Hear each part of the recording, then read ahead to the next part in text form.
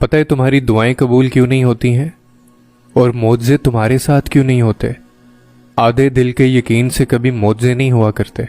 تم سب کچھ اللہ پر چھوڑ تو دو، اپنی ساری پریشانیاں اس کے حوالے کر دو، اور ساتھ ہی فکر مند بھی رہو کہ فریاد سنی جائے گی یا نہیں سنی جائے گی، دعا قبول ہوگی یا نہیں ہوگی، معجزہ ہوگا یا نہیں ہوگا۔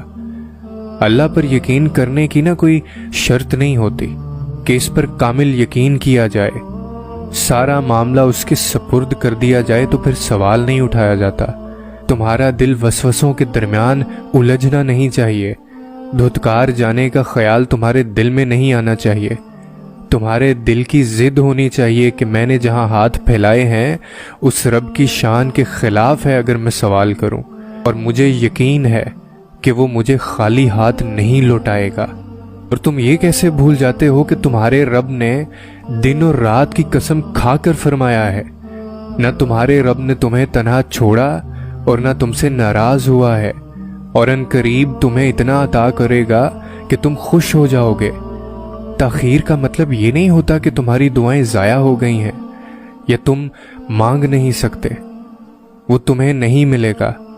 تاخیر میں تو خیر چھپی ہوتی ہے، تاخیر میں بندے کو صبر سکھایا جاتا ہے، اور تاخیر میں ہی اللہ نے معجزے کو پوشیدہ رکھا ہوتا ہے۔ اور جب یہ تاخیر ختم ہوتی ہے نا تو دل کے رازوں کی کتاب وہاں سے کھلتی ہے جہاں زبان سے کہنے کی ضرورت نہیں پڑتی، جہاں پہلے ہی دل کے سارے حال اس کے سامنے رکھ دیے جاتے ہیں۔ وہاں دل کی بات کرنے کے لیے لفظ نہیں ڈھونڈنے پڑتے، سوچنا نہیں پڑتا کہ کیا کہنا ہے، وہاں تو بس آنسو اپنی بات کہہ جاتے ہیں، دل کا حال جوں کا توں اللہ کے آگے رکھ دیتے ہیں۔